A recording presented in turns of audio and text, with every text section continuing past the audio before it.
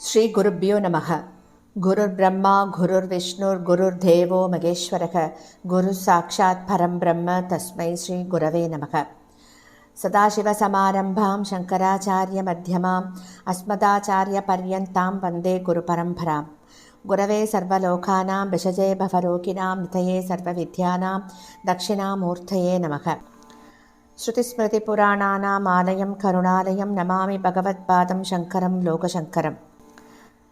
सदात्मध्याननिरतं विषयेभ्यः पराङ्मुखं नौमि शास्त्रेषु निष्णातं चन्द्रशेखरभारतीं. विवेकिनं मगाप्रज्ञं धैर्यौधार्यक्षमानिधिं सदा अभिनवपूर्वं तं विद्यातीर्थगुरुं भजे.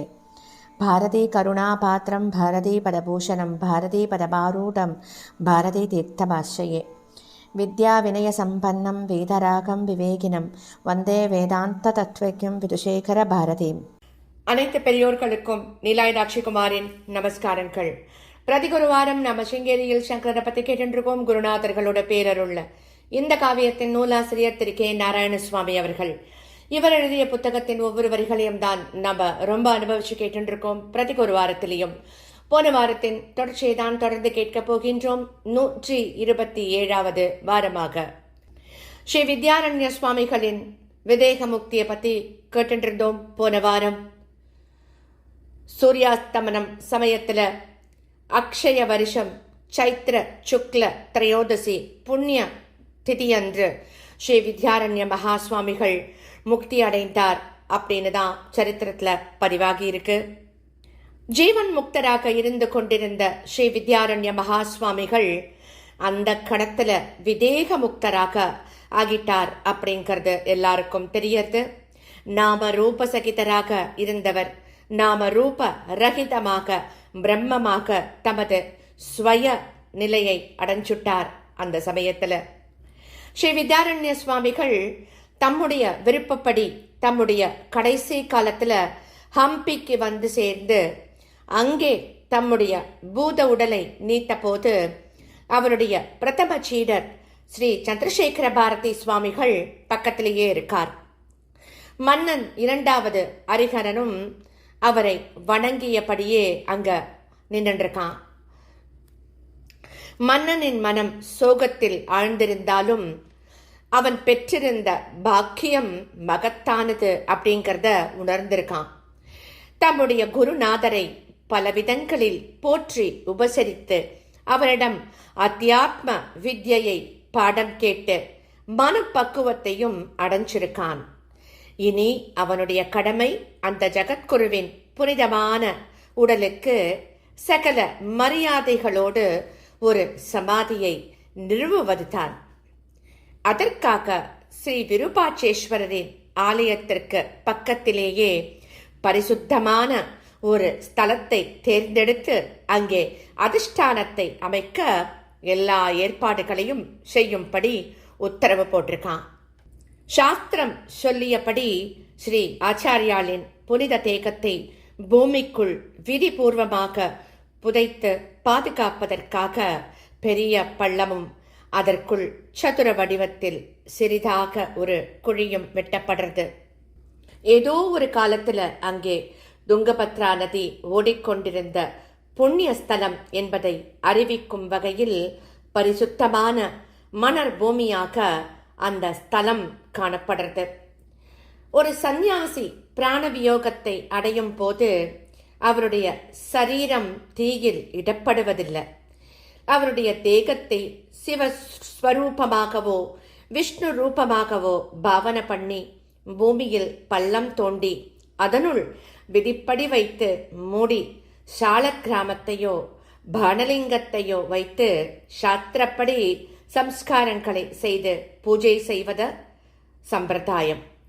அந்த இடத்தில் விஷ்ணு ஸ்வரூபமான அஸ்வத்த விருட்சத்தை நட்டோ சிவஸ்வரூபமான லிங்கத்தை ஸ்தாபனம் செய்தோ பூஜை நடத்தணும்.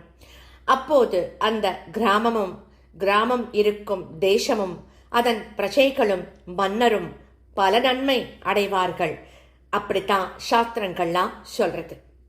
ஒரு யோகி தம் பூத உடலில் இருக்கும் போது அருள் புரிந்ததை விட அதிகமாக அந்த உடலை திரஸ்கரித்து சைதன்ய பிரம்மஸ்வரூபத்தை அடையும் போது அருள் பாலிக்கிறார். பிறகு பூர்வாங்கமாக சில சடங்குகள்லாம் செய்யப்படுறது.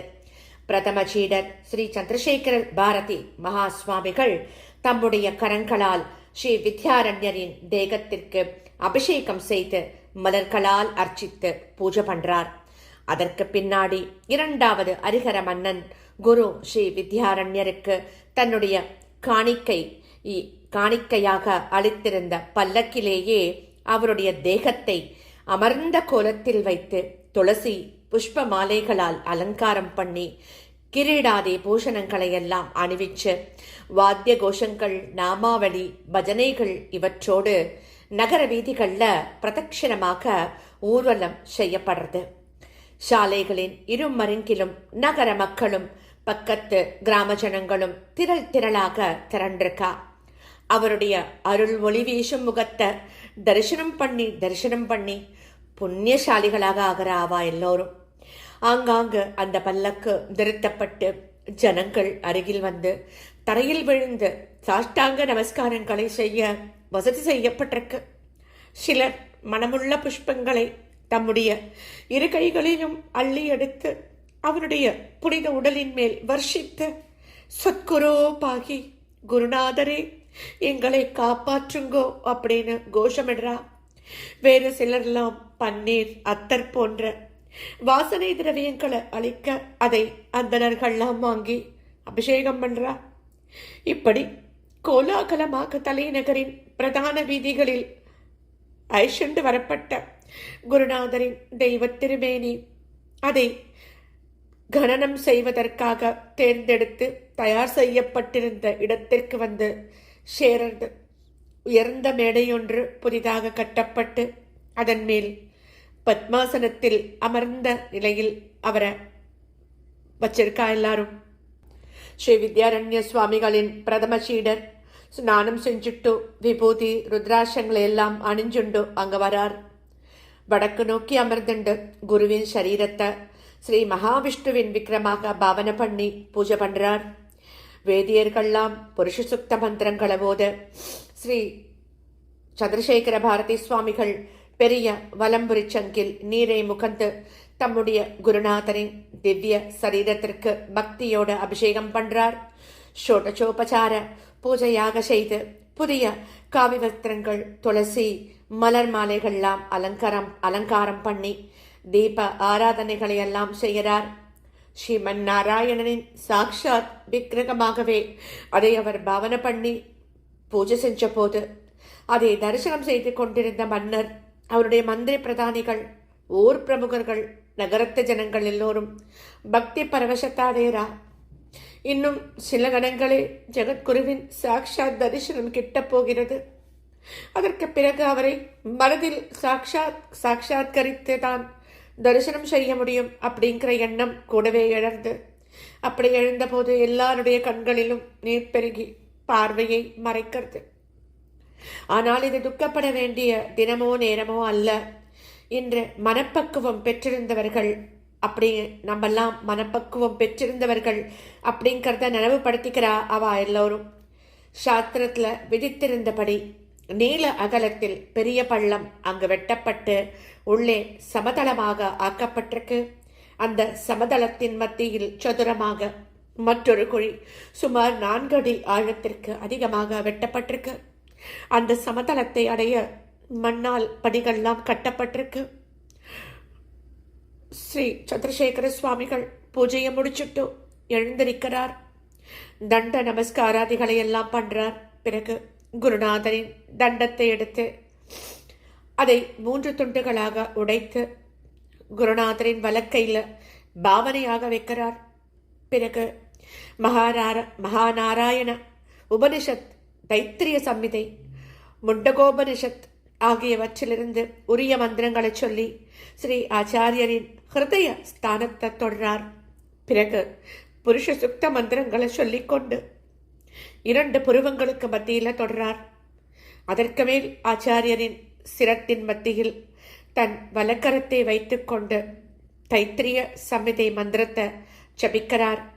அடுத்ததாக விஷ்ணு சூக்த மந்திரத்தை சொல்லி அவருடைய நாபியை தொடரார். அதே போல வேறு ஒரு மந்திரத்தை ஓதிக்கொண்டு 2 காதுகளையும் கண்டத்தையும் தொடரார். அந்த வரிசையில் இன்னும் ஒரு காரியம் மீதமாக இருக்கு. புரோகிதாள்லாம் தங்களுக்குள் பேசிண்டு ஒருமித்த கருத்தை சொல்றா. பிறகு ஆச்சாரியரின் தேகத்தை கீழே இறக்கிவிட்டு அந்த சிறிய பள்ளத்தில் இப்போது அவர் இருக்கும் பத்மாசனத்திலேயே அந்த பத்மாசனத்தோடையே இறக்கி வைக்கணும். அப்புறம் ஒரு காரியம் இருக்கிறது அப்படின்னு சொல்றா.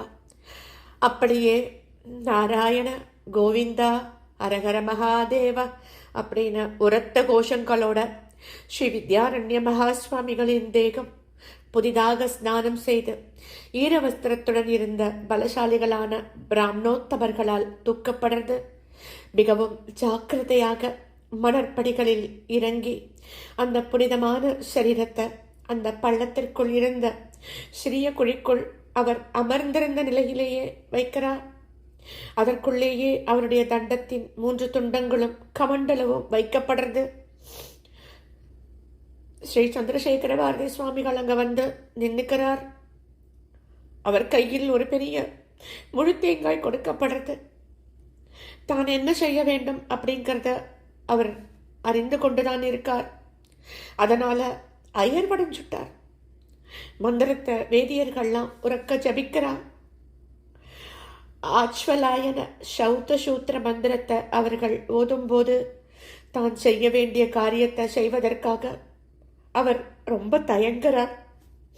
பிறகு அந்த தேங்காயை கீழே வச்சுட்டு தம்முடைய வலக்கை விரல்களால் குருநாதரின் சிரத்தின் மத்திய பாகத்துல தடவரார்.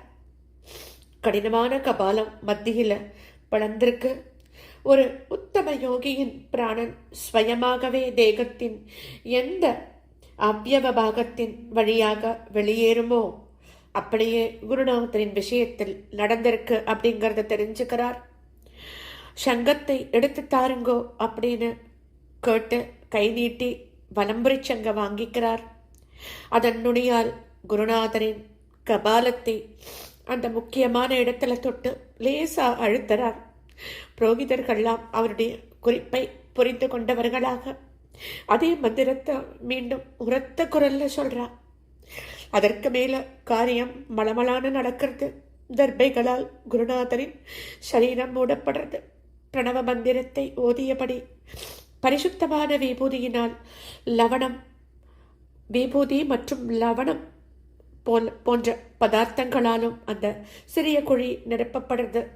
லவணம் அப்படின்னா உப்பு. சிரத்திற்கு நேர்மேலாக ஒரு புதிய நீண்ட மூங்கில் கிழி அடையாளத்திற்கு வைக்கப்பட்டு பெரிய பள்ளம் புதிய ஆற்று மணலால் நிரப்பப்படுறது. மூங்கில் கழியின் மேல்பாகம் வெளியே தெரிந்த இடத்தில் மிருத்திகாலிங்கம் அமைக்கப்படுறது. உடனே ஸ்ரீ சந்திரசேகர பாரதி சுவாமிகள் அந்த புனிதமான ஸ்தலத்தை சுற்றி பிரதட்சிணமாக நடந்து மௌனமாக நதியை நோக்கி செல்றார். பெரிய யாகத்தை செய்த பிறகு அவபிருத ஸ்நானம் செய்வதற்கு ஒப்பானது அந்த ஸ்நானம் அப்படிங்கிறதுனால அநேக பேர் அவருடனேயே ஸ்நானம் செய்யும் உத்தேசத்தோட அவர் பின்னால விரைந்து கிளம்புறா. அதுவரை அங்கேயே அமர்ந்து எல்லாவற்றையும் கவனித்துக் கொண்டிருந்த 2வது அரிகர மன்னன் தன்னுடைய முக்கிய அமாத்தியரை அழைக்கிறான். அமாத்தியரே, நான் ஸ்நானம் செய்வதற்காக அரண்மனைக்கு செல்லும் முன் சில தர்ம சாசனங்களை செய்ய விரும்புகிறேன், அதை குறிச்சுக்கோங்கோ அப்படின்னு சொல்றான். அந்த சாசனம் என்ன அப்படிங்கிறத நம்ம அடுத்த வாரம் தொடர்ந்து கேட்கலாம். ஸ்ரீ சத்குரு பாகி, ஸ்ரீ சத்குரு பாகி, ஸ்ரீ சத்குருநாதாச்சாரிய.